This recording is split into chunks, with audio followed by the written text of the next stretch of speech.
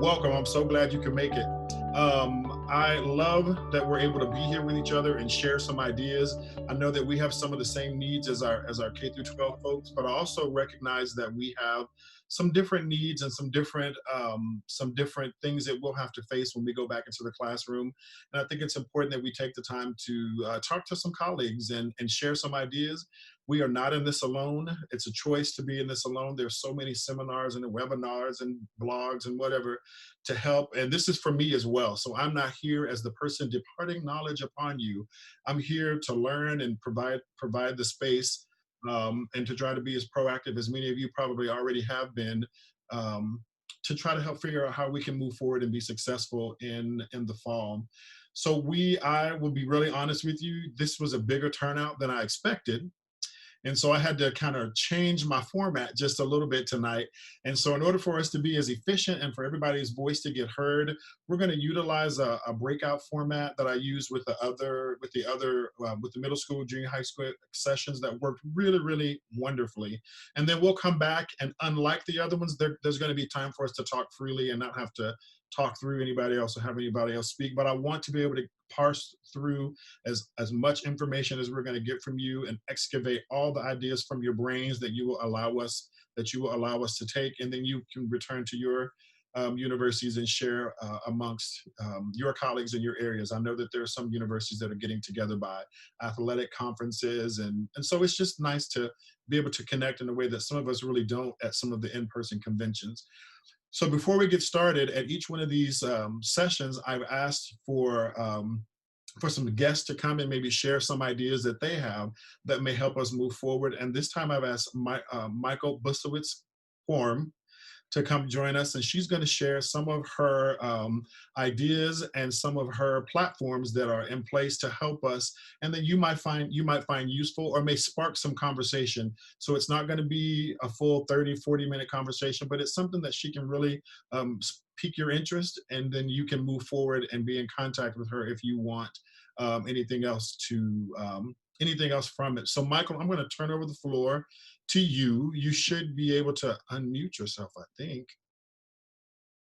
I don't need that much power. Can you? There we go. There you go. Can you hear me? All right, it's all yours. So go for it. She's going to talk for about 10 or 15 minutes about her projects, and then we'll go into our various breakout sessions. Thank you, everybody, for being here. I really appreciate it. I need this just as much as you two. This is part of my social emotional well-being as well. So thank you very much, Michael. The floor is yours. Thank you so much, Derrick, for putting this together, and thank you for inviting me. I certainly do need this. Everything came to a halt. I had some appearances, some commission premieres that were coming up, and of course everything had to be postponed. So they will happen, but it's just, I really appreciate this connection to you all. One of the things that I worked on, that I spent most of my time on last year, was actually for the last year and a half, was developing this song cycle called The Unarmed Child. And I'm going to share my screen with you during this. It was commissioned by 3 choirs, and one was on Long Island in New York. It was by state premiere. One was in Rhode Island, and then the other was in Oregon. The Oregon one was an incredible performance. New York didn't get to perform theirs yet. They were going to perform in the spring. And this is all about a song cycle about gun violence. Well, I don't really have the, so this is a song cycle about gun violence. And it was a collaboration with a family from Sandy Hook, who lost their 6-year-old in the shooting. And it was also a collaboration with lyricist Chantel Sellers, who was in New York and living in Long Island, and then is now living in Michigan. And a now friend of mine, Adrian Dunn, who is his moniker is Mr. Hip Opera, and he has his own choir, but he's a composer, and he wrote the 3rd movement of The Unarmed Child, which is a combination, like a fusion of different styles. And actually, I'm going to put this well, actually, I'll put my website link in the chat section because it actually is connected. All the movements, all the performance is connected. Is on my website, and so you can actually hear the Eugene Concert Choir West Coast premiere at the Unarmed Child. It's about 45 to 50 minutes long. It is the reason I'm sharing this with you is because it is accessible. One of the commissioning choirs was a high school choir, a good high school choir. And now that we're going to be remote or we're going to be hybrid, I thought maybe it would be a good idea. Like this is something that you might be interested in putting together with your choral ensemble. There is a chamber orchestra accompaniment and there is a full orchestra accompaniment. But I know that, as with colleges, you might be able to collaborate with your audio department if you have, an audio engineering major or something like that. One of my commissions actually was that I had this past year was with Ithaca College. And they were supposed to do the premiere in April, and of course that got canceled. Let me just see. They actually turned to their audio engineering department, and they actually gave a pre-premiere virtual performance of The World, This Wall, and Me, which actually is about my journey in transition from male to female. And it was really quite an amazing experience writing for them. So they actually passed this on to their engineering department after they lost their premiere performance opportunity, and their group put this together, and it was just gorgeous, gorgeous performance. So anyway, so for the Unarmed Child, I could see either a college choir taking on the whole entire thing over the course of the year, or possibly taking on collaborating with some other colleges and doing a movement or several movements with one college, or that kind of thing. So I am happy to answer any questions about the Unarmed Child if anybody has any, before I move on to my next thing. One of the projects I'm really excited about now is called Where We Find Ourselves. Last year I was in Chapel Hill, and I was commissioned by the Women's Voices Chorus for a piece. And when I was there, my host took me to the Nasher Museum in Duke University. And one of the exhibits really just spoke to me beautifully. It was called Where We Find Ourselves. That's the name of the exhibit. And it's the photography of Hugh Mangum. And the photography is from the turn of the century. And this photographer would go from town to town in the Durham area. And he would set up camp and have his tent, have his little photo studio. And people from all walks of life would come and would get their photos taken. And it's, I actually bought the book. Let me turn off the screen for a second and share. It's this book right here, which is, basically, it talks all about the story behind the photo exhibit. So it talks about Hugh Mangum's life. It talks about, they actually, the photographers, Margaret Sartor and Alex Harris, who are going to be part of this project, actually did some detective work through, all these glass negatives were discovered several decades ago, after being stored on a shelf in a farm, actually. When they found them, eventually it got to the National Museum and they curated this exhibit. But Margaret Sartor and Alex Harris, who put this exhibit together, did some research on some of the people in the photo exhibits, and they were able to find stories about them, And it's really interesting how people decided to share, their one chance of having a photograph. And they're just fascinating photos overall. I have a link, I have a website to share this, I mean a web page to share this with you. So I will put that also in the chat section. Let me see, where is it? So this is going to be a consortium around this commission. It's going to be 20 minutes long, but it's going to be broken down into 5 movements. So choirs that are interested in joining are going to, they could choose to perform 1 movement only. They could choose to perform all 5 movements. There's going to be two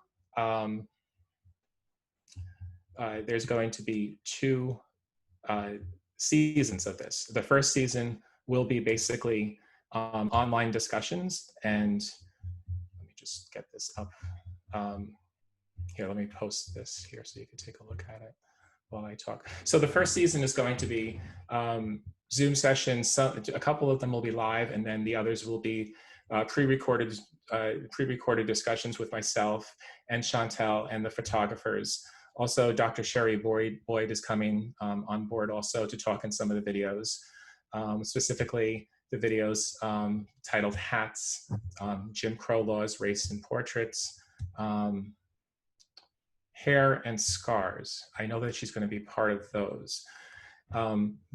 So it's a great team. We have myself, Chantel, Margaret and Alex, the photographers, and then Dr. Boyd as well, that are going to be having these pre-recorded conversations about 15 minutes in length, which would leave the choir, the commissioning choirs, time to kind of discuss the topics amongst themselves. And then the music will be delivered mid-January, so that the second season of this will be the actual performance. Each choir can do their own performance of where we find ourselves. Again, you might not want to program a whole 20 minutes worth of music to this commission, for a concert, but you might want to program the final movement, Memento Vivere, or you might want to program the first movement. I'm actually having a Zoom meeting this Saturday at 2 o'clock, and I don't have the link with me right now, but maybe I could share it with you, Derrick, later on, possibly. So that if anybody's interested in getting more information, I'll be talking. Chantel Sellers, the lyricist, will be talking about this, and she's just crazy excited about this whole entire thing as well. She loves digging deep into history, and so it just seems to be, even though this project was started about a year ago, it seems to be really works for the moment we're in right now, when we're trying to find commonality between all of us, and we're digging deep into bringing people together, basically. Trying to think if there's anything else. Let me stop the share for a second. If there's anything else about this that I'd like to share with you. If you have any questions, feel free to unmute yourselves and jump in and ask. Okay, and then the other thing I just wanted to share, the final thing, is something I'm really excited about. It's called the Great American Coral Reef. Now, this is basically improvisation. I'm going to share the screen right now so you can see the score. This is something that's basically free to participate in. You'll see there's a link right here to receive the Coral Reef score and rehearsal plans. So the Great American Coral Reef score is a graphic notation score, and the lyrics are written by lyricist Ewan Tate. He's a Welsh poet, and basically the idea is for each choir to collaborate with each other within sections and come up with an idea of how they want to represent the shape. All these shapes are based on a hyperbolic paraboloid, and actually I'm going to grab very quickly. It's right over here. This was inspired by a TED Talk, which was basically crochet coral reefs. And they went around the country, actually around the world. And so they would crochet coral. And the shape is hyperbolic paraboloid, which exists in nature, basically with corals and some types of flowers. So the idea is each of these pages are timed. so that each section is timed. After each section of the choir decides how they want to sing their shape, then you start putting it together. And as you can see, the first page is 32 seconds. I don't know if you could see it. It's kind of small probably for what you're looking at. I'm trying to think if I can zoom in here. Anyway, it's 32 seconds. The second page is 30 seconds. This is the only page that has notation on it. But as you can see, it's kind of random as to when you move on to the next note. I'm hoping you can see this. I can't seem to make it any larger. There we go. And then we're back to, you know, the graphic notation. Now, the idea of each of these pages being timed perfectly, 16 seconds, 14 seconds, 20 seconds, is that every single performance that every choir does is going to be the exact same time, and they're going to move from section to section with at the exact same time, so that you can actually have one recording in California, which is going to be completely different from a recording in, let's say, Iowa. And then you could take those two recordings and you can actually put them on top of each other so that you can build the choral reef. So there's this cooperation and there's collaboration, not just amongst choir members in terms of how they want to create and improvise their sounds and exploring the different musical parameters to create their beautiful, unique choral reef, but it also is a project where you're collaborating with other choirs, and you can then, like I said, you could place one on top of the other, and you know, in the recording, and then you could hear what it's going to sound like with two choirs and their two improvisations. And there's also a chance that you could decide to work together, and you know, you know, come up with some basic ideas between the two choirs that you would like to do. You know, there's so many different opportunities of improvisation, you know, with improvisation and creation. We are at the end of my time, so thank you so much, Derrick. I am happy to answer any questions. My email address is, this was really a thrill. So thank you very much, and yeah. Yeah, thank you so much, Michael. We really appreciate you being here and what you have to offer that's really going to be helpful for us as we. So this is the time now that you've all been here. I see the wine flowing. So you're all loose and ready to talk. And we're going to put you into some breakout sessions so that I have asked 4 friends to be here and help do some note taking, because we have brilliant minds in this group who, and all of you know lots of repertoire that many of us don't know. And this is the chance where you'll get to share. And there's one person in each one of these groups. There's Dwight, Jilek, there's Kyle Zeuch, Katie Cox, and Elise Hepworth, all doctors. And they're going to be in those groups, and they're going to help facilitate the discussion. Here's what I ask. We're not going to be in these groups very long. So if you want to utilize the chat too to communicate some ideas that maybe you don't get a chance to talk about. But we know that as collegiate folks, we can be a little loquacious sometimes. So I'm going to ask us to be respectful of the amount of people that are in the room and really try to narrow that right on down to the fine points that we need to know to get this list built so that I can send it out to everybody and we can all have this resource to begin to build repertoire and ideas from. So, and then once we are done with that, we'll come back. Then I'll open the floor up to all of us, and then we can share that other half of that I asked you to do, was to think about 1 or 2 non-singing ideas that you may have. And then when you do that, you can put that in the chat so that we can share, so that we can have a record of that. And I'm also recording this, so we'll also have that recorded as well. And then I'll also make sure you have access to this so you can come back and hear all of these wonderful, wonderful ideas. So I have the breakout rooms ready to go. I'm not going to be one of those mean people and lock you in the room, so you can pop on out whenever you feel like it. You'll just be looking at me in my face. You might even see, you know, I'm in my son's room and it's bath time, so who knows what you're going to see if you hang around out of that breakout room.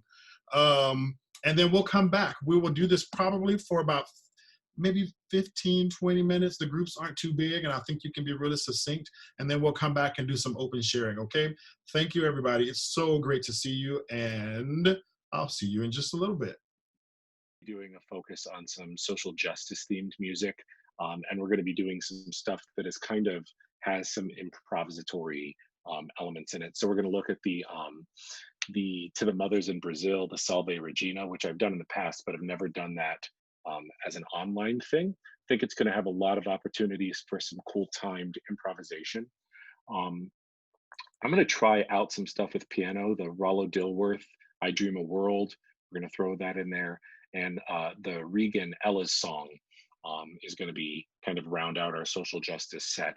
And aside from that, I'm taking my tenor bass choir and my soprano and alto choir, and I'm turning it into kind of a vocal tech class because that's a non-audition. Those are my entry level choirs.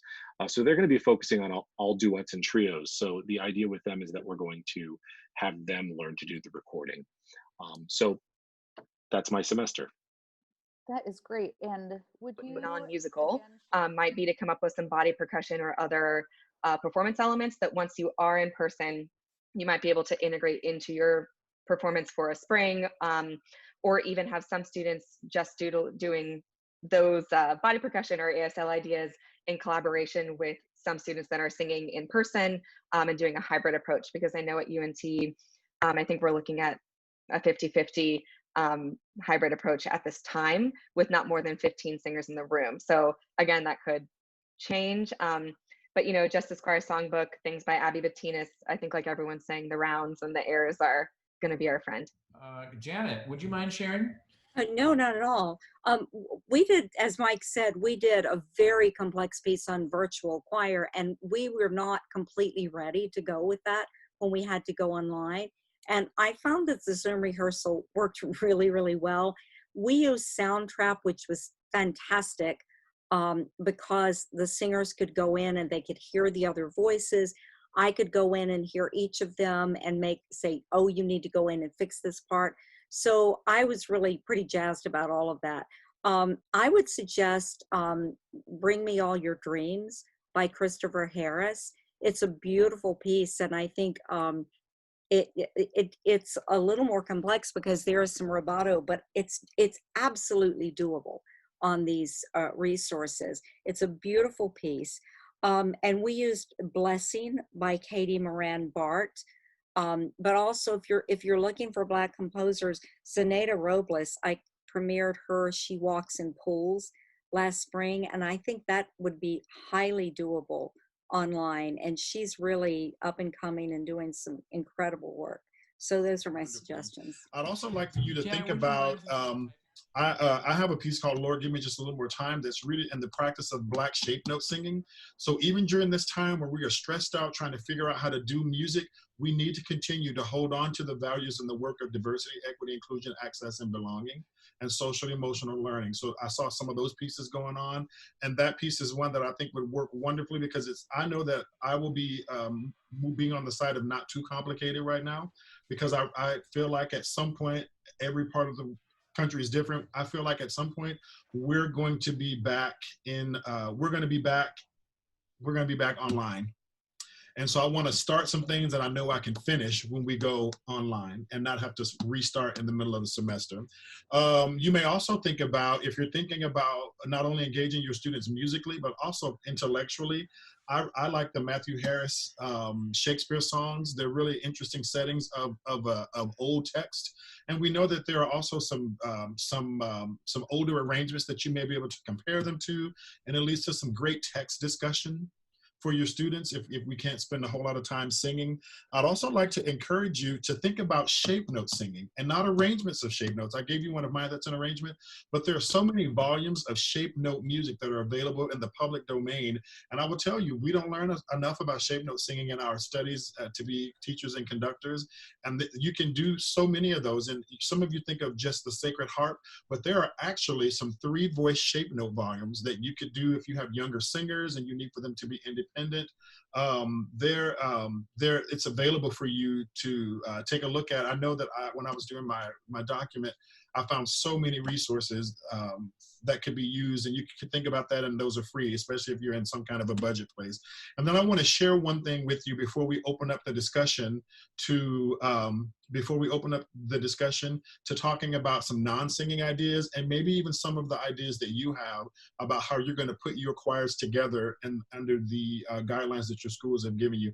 I'm going to share with you an arrangement called Sikiri Leke Koloi. So many of the arrangements that we use in our country are by people not from countries arranging that music in our country. But I would like to share with you an arrangement of Sikiri Leke Koloi There are 2 pieces by a Black South African. And when my choir comes back, the space that we have, we'll be doing about 8 to 12 singers, and we'll be using face shields and face masks. And we will do probably about 30 minutes of rehearsals will be 30 minutes, not all singing. And then we've been told by our university that we need to give 20 minutes in between each class, and there are processes that are in place for that. So if you have anything along those lines you'd like to share for the greater good, we are not here to kind of discuss or have discourse about science. It literally is just sharing what you do so that someone may say, hey, that's what I'm doing. I'm going to reach out to this person after this meeting. Elise, go for it. Just unmute yourself. You can't unmute yourself? There we go. Okay. You're trying to keep me in control, but you cannot now. My name is Elise Hepworth. I'm at Missouri Western State University, just located about an hour north of Kansas City and an hour and a half south of Derrick, where he is located in Omaha. And so most of our decisions are based upon the the infection rate and the death rate actually in our county and in our city. So it just kind of making some of those judgments. But and also just spent a great amount of time chairing the National Collegiate Choral Organization document that'll be coming out at the end of July, on July 31st. So please take a look at that. There's some ideas in that document as well. But my ensemble, I have a large y'all come group, and we are using face shields and PPE face masks, but we are also, I've also divided all of the groups down, not into individual SATB groups, because I really have more S's and A's than T's and B's. So we have created, I have a co-director, he's an adjunct that we're able to hire, and we are running 2 rehearsals simultaneously. We each have 2 groups. So I have an SSA group and he has an SSA group, and I have the TTB group and he has an SATB group. We're cutting down the chamber ensemble to a little bit smaller group. I usually run between 24 and 28 singers in that, but we're going to cut it down to 16. And so that it's just going to give everybody an opportunity. The repertoire that I'm choosing is not really anything that's going to be producing a lot of aerosol. So it has a lot of legato singing and not a lot of, singing that creates extra subthoracic pressure, creating those aerosols. But it is, we're 5 pieces per group, 40 minutes of rehearsal. Limiting the time of rehearsal has been very important too, according to just, what we're being recommended, not really much recommendations at this point, but just kind of what I've looked on my own, and trying to create a fun and environment that can easily then move to be online. And we're going to do one major virtual choir project. We're going to do the Lift Every Voice for Freedom, the Moses Hogan for that. And that's going to be our big virtual choir project. But, it's touch and go. And I think you're right. We might be in this for 4 weeks and just find ourselves in the same situation that we were in the spring, but at least I have been able to wrap my brain around it a little bit more and come up with some further plans. Anybody else? You should be able to unmute yourself. Okay.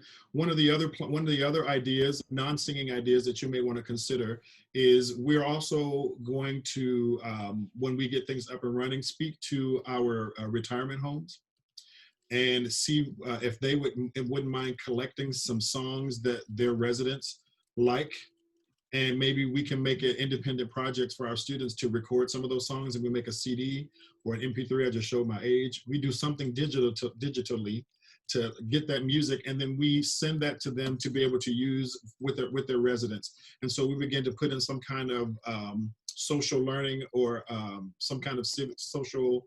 I can't think of the community learning, community-based learning for our students to continue to keep them connected to the community as well. Service learning is the word I was going for.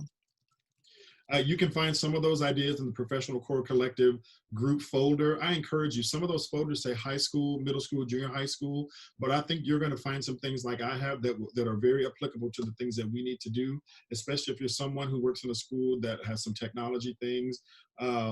We're also going to be rehearsing outside. I've gone through my facilities person and designated spaces outside that are safe and that won't bother any other building, so that we can take the choir outside to be able to rehearse for the small amount of time you can in Nebraska from September to in October. After that, we'll make it work, or we'll go outside and be snowmen or snow women or snow people, whatever we need to be. Derrick, could I say something? Yeah, go ahead. Hi. So my name is Amanda, and I sing with a contemporary vocal quartet. We've been coaching some groups on asynchronous rep.